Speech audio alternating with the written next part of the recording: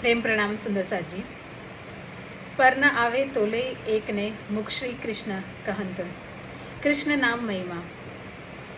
શ્રી કૃષ્ણજી જેમની નામના વિશે શું કહીએ, જેમની લીલાના પ્રત્યે કઈ વાતો કરીએ, કારણ કે તે અલૌકિક છે, આ સંસારની ગતિવિધિથી પરે છે, અખંડ છે, અવિનાશી છે.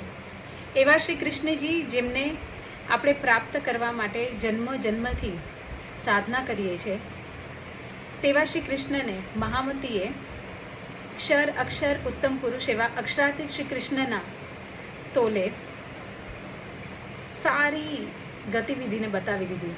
કારણ કે તેમના અક્ષરાતીત કૃષ્ણના નામ બરાબર, તેમના નામના એક ઉચ્ચારણ બરાબર દુનિયાની અંદરની કોઈ પણ સર્વશ્રેષ્ઠ વસ્તુ આવી શકતી નથી. ચાહે તે તીર્થ હોય, ચાહે તે ઉત્તમાથી ઉત્તમ સાધના હોય, ચાહે કયો પ્રકારના યજ્ઞ હોય, ચાહે કયો પ્રકારના જપ તપ નેમ હોય, પરંતુ એકવાર અક્ષરાતીત શ્રી કૃષ્ણનું ઉચ્ચારણ કરેલો જે તત્વ છે અથવા જે તેની અંદર રહેલું મૂલ્યાંકન છે, તે અન્ય કોઈ પણ વિષયના સમાન આવી શકતું જ નથી.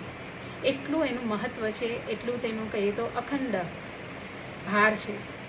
એટલે અહીંયા મહામતી શ્રી પ્રાણનાજીએ સારા સંસારના માટે એક જ તત્વને અક્ષરાતીત શ્રી કૃષ્ણ સંબોધન કરીને સારી જીવાત્માઓ માટે એક રસ્તો ખોલી નાખ્યો કે ઉત્તમાથી ઉત્તમ માર્ગ, પરમાથી પરમ સત્ય માર્ગ એક માત્ર અક્ષરાતીત શ્રી કૃષ્ણનું નામ ઉચ્ચારણ કરવામાં છે.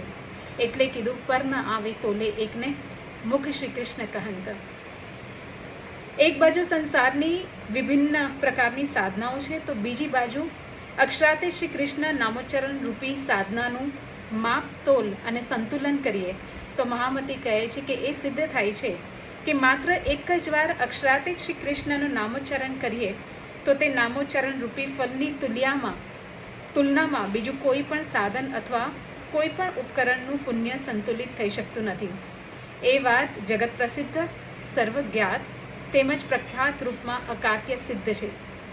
અનેક કવિઓ, અગણિત વાણી વિશારદો, નિપુણતાઓ, પ્રખ્યાત વેદવક્તા વગેરે આચાર્યોએ પોતપોતાના સદગ્રંથમાં તેઓના વચનની અંદર સ્પષ્ટ પ્રત્યક્ષ રૂપમાં આ વાતનું પ્રમાણ આપ્યું છે કે હે સાધનશીલ આત્માઓ, આ વિશાળ સંસારની વચ્ચે જ જનસાધારણના દિલ દિમાગના દ્વારા તમે ભલેના અતિ પ્રખ્યાત કહેલાઓ, તેમજ વિભિન્ન કાવ્યોની રચના કરો, તેમજ અત્યંત પ્રસિદ્ધ અને ધુરંધર કવિ પણ કેમ ન બની જાઓ, પરંતુ આ બધા જ પુણ્યોનું ફલ એકવાર ઉચ્ચારિત અક્ષરાતીત શ્રી કૃષ્ણ નામ રૂપી સાધનાના તુલ્ય ક્યારે પણ આવી શકતું નથી. એના માટે વિષ્ણુ ધર્મોત્તર પુરાણની અંદર કીધું છે, કૃષ્ણેતિ મંગલમ નામ યસ્ય વાચી પ્રવર્તતે ભસ્મી ભવંત્યુ સત્યતુ મહાપાતક કોટઃ. મંગલમય અક્ષરાતીત શ્રી કૃષ્ણ નામના ઉચ્ચારણ માત્રથી જ કરોડો પાપ રાશિઓ ભસ્મ થઈ જાય છે, તો અન્ય પાપોની તો વાત જ શું કરવી. પંચ મહાપાતક જેવા ભયંકર તેમજ મોટામાં મોટું પાપ, એવી કરોડો પાપ રાશિઓ માત્ર એક વાર અક્ષરાતીત શ્રી કૃષ્ણ નામોચ્ચારણમાંથી તત્કાળ જ ભસ્મીભૂત થઈને નષ્ટ થઈ જાય છે.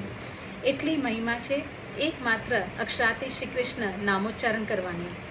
એટલું જ નહીં, અન્ય શાસ્ત્રની અંદર કીધું, ષડંગાદિ વેદો મુખે શાસ્ત્ર વિદ્યા કવિત્વાદિ ગદમ સુપદમ કરોતિ યશોદા કિશોરે મનોવૈ ન લગ્નમ તતકિમ તતકિમ તતકિમ તતકિમ.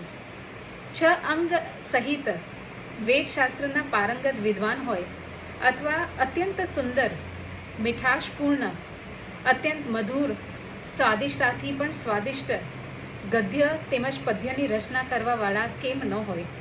નિસંદેહ તેની અંદર નિપુણ જ કેમ ન હોય? પરંતુ અગર જો તેના મુખમાંથી યશોદા નંદનનું નામ ઉચ્ચારણ કરવામાં ન આવે, તે અસમર્થ છે અક્ષરાતીત શ્રી કૃષ્ણનું નામ ઉચ્ચારણ કરવા માટે, તો તે મનુષ્ય ઉક્ત વર્ણિત બધા વિષયમાં નિકમ્મા તેમજ નિકૃષ્ટ સિદ્ધ થશે. તેને મળેલું માનવ જીવન પણ ધિક્કારને પાત્ર બનશે તથા તે પૃથ્વીના ઉપર ભારરૂપ અર્થાત વ્યર્થ રૂપ છે એવું શાસ્ત્ર કહે છે. કોટ કરો નરમેઘ અશ્વમેઘ અનંત.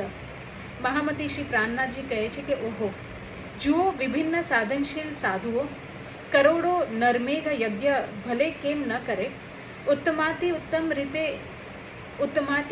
રીતિ રિવાજની સાથે આવા યજ્ઞ સંપન્ન કેમ ન કરે? અગણિત અસંખ્ય અશ્વમેઘ યજ્ઞ પણ ધાર્મિક વિધાનની રીતુઓની અનુકૂળ સંપન્ન કેમ ન કરો? પુનઃ સંસારની સંબંધી બતાવેલી જેટલી પણ પુણ્ય ફળ છે તેની તુલનામાં બીજું કોઈ પણ સાધન અથવા ઉપકરણનું પુણ્ય સંતુલિત રહેતું નથી. આ વાત જગત પ્રસિદ્ધ, સર્વજ્ઞાત તેમજ પ્રત્યક્ષ રૂપમાં અકાટ્ય છે કે જેટલું પણ આપણે કરીએ તો અક્ષાતે શ્રી કૃષ્ણના એકવાર નામોચ્ચારણની તુલના કાંઈ પણ આવી શકતું નથી. અનેક કવિઓ, અગણિત વાણી વિશારદો પણ થઈ ગયા, પરંતુ જેટલા પણ છે તે આ બધા જ ધર્મોચ્ચારણના પાલન નિયમ અનુસાર કેમ ન કરો અને પોતાનું સંપૂર્ણ જીવન જ તીર્થવાસીના રૂપમાં કેમ ન તમે નિર્વાહ કરો?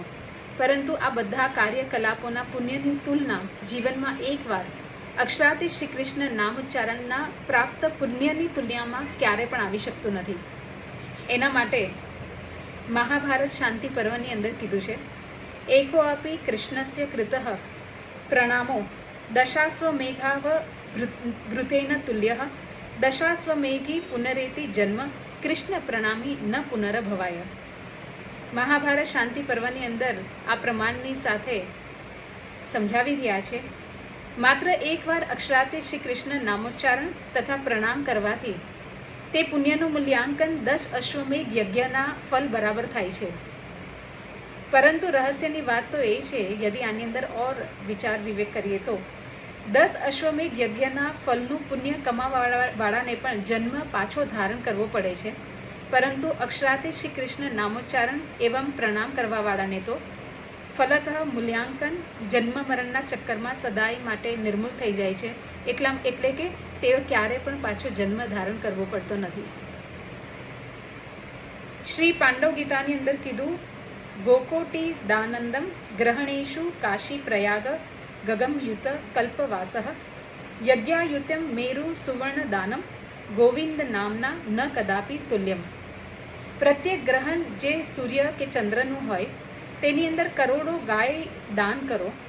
કાશી પ્રયાગ આદિ તીર્થસ્થાનમાં અથવા ગંગાજીના તટ પર તીર્થવાસીના રૂપમાં કેમ નિર્વાહ ન કરો? પરંતુ તે બધા કાર્યકલાપના પુણ્યની તુલનાના જીવનમાં એકવાર જ્યારે અક્ષરાતી શ્રી કૃષ્ણનું નામ ઉચ્ચારણ કરીએ છીએ તો તેની પુણ્યની તુલનામાં ક્યારેય પણ કોઈ વસ્તુ આવી શકતી જ નથી. ફરીથી બ્રહ્મ વૈવત પુરાણની અંદર કહે છે, સપ્તકોટી મહામંત્ર સ્થિત વિભ્રમ કારકાહ એક એવો પરો મંત્ર કૃષ્ણે ક્ષર દ્વયમ. 7 કરોડ મંત્રમાંથી એક અક્ષરાતીત કૃષ્ણ નામનો મંત્ર માત્ર જ માયામાંથી આત્માઓને તારવાવાળો, પાર લગાવવાવાળો મંત્ર છે. અન્ય બધા મંત્ર માયામાં જ ભ્રમિત કરવાવાળા છે. એવું કેમ? અન્ય બધા મંત્ર માયાવી પક્ષના છે, કૃષ્ણ નામક મંત્ર બ્રહ્મ પક્ષનો છે, કારણ કે બ્રહ્મ નામના મંત્રથી જ તેનું ઉચ્ચારણ કરવાથી જ માયાને છોડાવીને બ્રહ્મધામમાં પહોંચાડી શકે છે. બ્રહ્મ સ્વરૂપ અક્ષરાતીત કૃષ્ણ નામના ઉચ્ચારણ માત્રથી જ આત્માનો ઉદ્ધાર થવાનું મુખ્ય કારણ એક માત્ર કૃષ્ણ નામ છે. સિદ્ધ કરો સાધના વિપ્ર મુખ વેદ વતંત. કઠિનથી કઠિન અથવા કઠોરાથી કઠોર સાધના પક્ષમાં ઉત્તીર્ણ થઈને અનેક પ્રકારની રિદ્ધિ સિદ્ધિ હાંસિલ કેમ ન કરો? ઉત્તમ કુલીન બ્રાહ્મણ કુળમાં જન્મ પ્રાપ્ત કરીને ચારેય વેદ ઇત્યાદિ ગ્રંથોને કંઠસ્થ કરીને જીવનભર તેનું ઉચ્ચારણ તેમજ પાઠ પણ કેમ કરતા ન રહો? સર્વોપરી રૂપથી શુદ્ધાતિ શુદ્ધ થઈને ધર્મ માર્ગના આચાર વિચાર વિષયક નિયમને શિરોધાર્ય કરીને તેનું પાલન કરતા રહો અને ફરી સંપૂર્ણ જીવજંતુઓ પર કરુણામય દયાભાવનો વરસાદ જ કેમ ન કરતા રહો? પરંતુ આ બધા કાર્યકલાપની ગતિમુક્તિનું પુણ્ય એક વખત કરેલા અક્ષરાતીત શ્રી કૃષ્ણ નામોચ્ચારણના પુણ્ય ફલની તુલનાની બરાબર ક્યારે પણ આવી શકતું નથી.